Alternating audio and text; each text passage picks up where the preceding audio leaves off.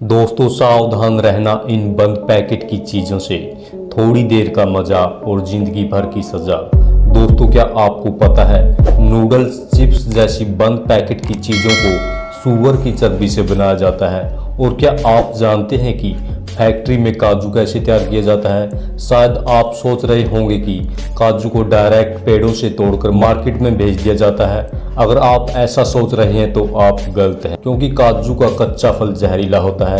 शायद आपको ये भी पता नहीं होगा कि सप्लीमेंट को बनाने के लिए जानवरों की हड्डियों का प्रयोग किया जाता है। अगर आपको नहीं पता तो आज हम आपको बताएंगे हमारी दिनचर्या में यूज होने वाली चीज़ें आखिर फैक्ट्रियों में कैसे बनती है। किशमिश मेकिंग प्रोसेस। दोस्तों किशमिश कितना फ़ायदेमंद होता है ये तो आपको पता ही होगा, लेकिन क्या आपको पता है जो अंगूर हम बाज़ार से लाते हैं उनसे किशमिश नहीं बनता। अगर आप उनसे किशमिश बनाने की कोशिश करोगे तो अंगूर ऐसे ही खराब हो जाएंगे। आपको बता दें कि भारत में अर्कावती और सुल्ताना दो ही ऐसी अंगूर की किस्म है जिनसे किशमिश बनाई जाती है। तो दोस्तों सबसे पहले किशमिश बनाने के लिए अंगूरों की खेती की जाती है, और जब ये सारे अंगूर पककर तैयार हो जाते हैं तो बारी आती है इनकी हार्वेस्टिंग की। इसके लिए सभी कर्मचारी इन अंगूरों को तोड़कर कैरेट में भरते चले जाते हैं, जिसके बाद इनको गाड़ी में लोड करके प्रोसेसिंग प्लांट में लाया जाता है और फिर अंगूरों से भरे कैरेट बारी बारी से इथाइल ओलिएंट और पोटेशियम कार्बोनेट के मिक्सचर में थोड़ी देर के लिए छोड़ दिया जाता है। ऐसा करने से अंगूरों पर लगे फंगस और बैक्टीरिया नष्ट हो जाते हैं, और इन अंगूरों पर लगे केमिकल्स की वजह से अंगूरों के सूखने की प्रोसेस भी जल्दी से हो जाती है। इन अंगूरों को केमिकल में भिगाने के बाद अंगूरों को सुखाने के लिए जालियों का एक सेट बना दिया जाता है, और जालियों पर अंगूरों को अच्छी तरह फैला दिया जाता है। अंगूर डायरेक्ट सनलाइट की वजह से ख़राब हो जाते हैं, इसलिए इन जालीनुमा रूम्स को छायादार बनाया जाता है। फिर अंगूरों को लगातार 10 दिन तक सुखाने के बाद ये सल्फर प्रोसेस के लिए रेडी हो जाते हैं। इसलिए इन रूम्स को पूरी तरह से बंद कर दिया जाता है ताकि सल्फर का धुआं बाहर न जा सके। कर्म अनुसार थोड़ी थोड़ी दूरी पर बने गड्ढों में भूसा डाल दिया जाता है, और साथ में भूसे पर सल्फर पाउडर डाल दिया जाता है, और फिर उस सल्फर को जलाने के लिए उन पर जलते हुए कोयले को डाल दिया जाता है। ऐसा करने से सल्फर का धुआं रात भर अंगूरों पर लगता रहता है, जिसके बाद अंगूर तेजी से सिकुड़ने लग जाते हैं।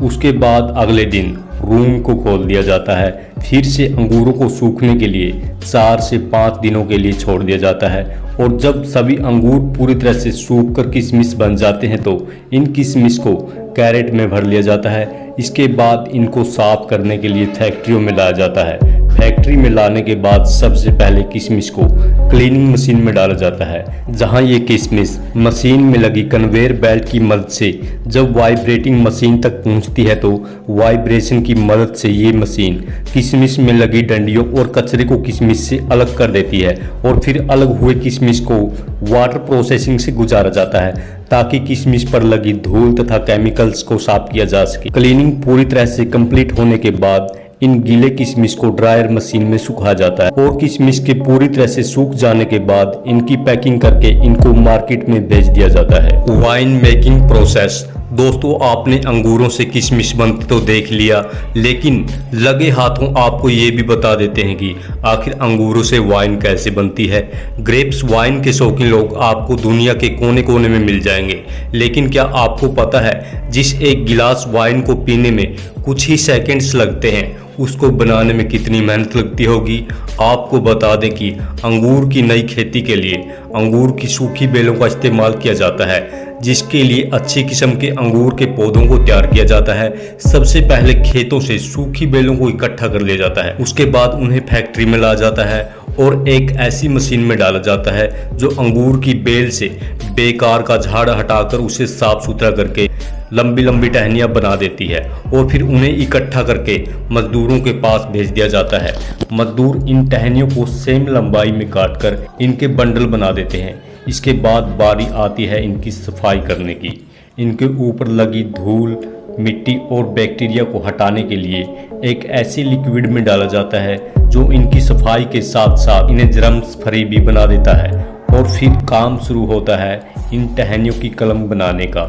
जो सबसे अच्छी क्वालिटी की टहनी होती है उन्हें गांठ वाले हिस्से की तरफ से काटकर छोटे छोटे टुकड़ों में तब्दील करके फिर से उसी घोल में डालकर उनकी भी सफाई कर दी जाती है।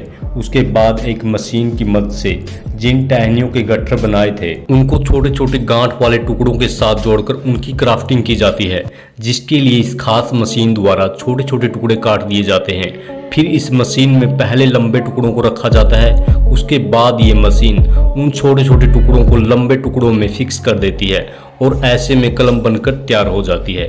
इनमें नमी को बनाए रखने के लिए इसको मोम के घोल में डाल दिया जाता है। इसके बाद इनको बॉक्स में डाल दिया जाता है और फिर ऊपर से इनमें लकड़ी का बुरादा डाल दिया जाता है। फिर इन पर फुहारे से पानी छिड़क दिया जाता है।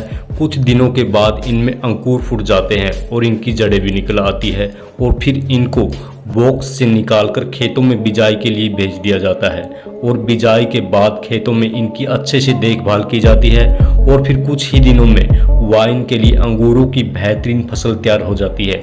फिर प्रोसेस शुरू होता है वाइन बनाने का। पके हुए काले अंगूरों को कैरेट्स में इकट्ठा कर लिया जाता है। फिर फैक्ट्री में लाकर पानी से इनकी अच्छे से सफाई कर क्रैशिंग मशीन में डाल दिया जाता है, जहां से शुरू होती है वाइन बनाने की प्रक्रिया। क्रशिंग मशीन में अंगूर के छिलके और अंगूर का रस दोनों एक साथ ही मिले होते हैं। अब इसमें न्यूट्रिशन मिलाकर इस घोल को 2-3 दिन के लिए छोड़ दिया जाता है और फिर बारी आती है वाइन में अल्कोहल मिलाने की। वाइन में 15 से 20% तक अल्कोहल को डाल दिया जाता है। उसके बाद बचे अंगूरों को प्रेशर मशीन में डालकर 2 टन प्रेशर के साथ प्रेस कर दिया जाता है। उसके बाद वाइन को छानकर एजिंग की प्रोसेस के लिए भेज दिया जाता है। वाइन एजिंग का प्रोसेस सालों में पूरा होता है। इसके लिए वाइन को लकड़ी के बाइंडरों में स्टोर कर दिया जाता है। इसके बाद फाइनली वाइन बनकर तैयार हो जाती है और उन्हें पैकिंग करके मार्केट में बेचने के लिए भेज दिया जाता है। काजू मेकिंग प्रोसेस। दोस्तों, काजू का इस्तेमाल तो हर उम्र के लोग करते हैं, चाहे वो बच्चे हों या फिर बूढ़े। लेकिन क्या आपको पता है काजू कैसे बनता है? शायद आपको लगता होगा कि काजू को डायरेक्ट पेड़ों से तोड़कर मार्केट में भेज दिया जाता है, तो आप गलत हैं, क्योंकि काजू का कच्चा फल काफ़ी विषैला होता है, इसलिए इसको बिना प्रोसेस किए मार्केट में नहीं भेजा जा सकता। दोस्तों, आपको बता दें कि काजू के फलों को इंग्लिश में कैशू एप्पल कहते हैं, जिसके निचले हिस्से में काजू का बीज होता है और इसी बीज के अंदर काजू होता है और इसके ऊपर वाले छिलके से शराब बनाई जाती है। तो दोस्तों, इसे प्रोसेसिंग करने के लिए काजू के फलों को तोड़कर फैक्ट्री में लाया जाता है। फैक्ट्री में सबसे पहले काजू के फलों से काजू के बीजों को अलग कर लिया जाता है। फिर इन बीजों को 3-4 दिन के लिए धूप में सुखाया जाता है। उसके बाद इन काजू के बीजों को हाई टेम्परेचर पर बॉईल किया जाता है। ऐसा करना भी ज़रूरी होता है क्योंकि इसके अंदर एक जहरीला केमिकल होता है जो बहुत ही खतरनाक होता है, जो स्किन को ख़राब कर देता है। बॉईल करने के बाद काजू के ऊपरी कवर को निकाल दिया जाता है, जिसके लिए मशीन की मदद ली जाती है, क्योंकि काजू का ऊपरी कवर बहुत ही हार्ड होता है। उसके ऊपरी कवर को निकालने के बाद काजू के ऊपर एक पतला छिलका होता है, जिसको निकालने से पहले इनकी रोस्टिंग की जाती है, क्योंकि कच्चे काजू को पकाना जरूरी होता है। ऐसा करने से इनमें चिपचिपा लिक्विड भी उड़ जाता है। रोस्टिंग के बाद काजू का पतला छिलका भी निकाल दिया जाता है।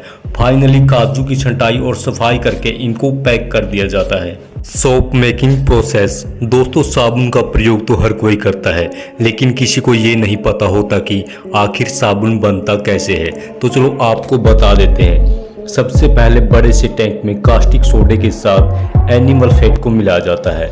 फिर इसमें पानी मिलाकर 15 से 20 मिनट तक इनको उबाला जाता है।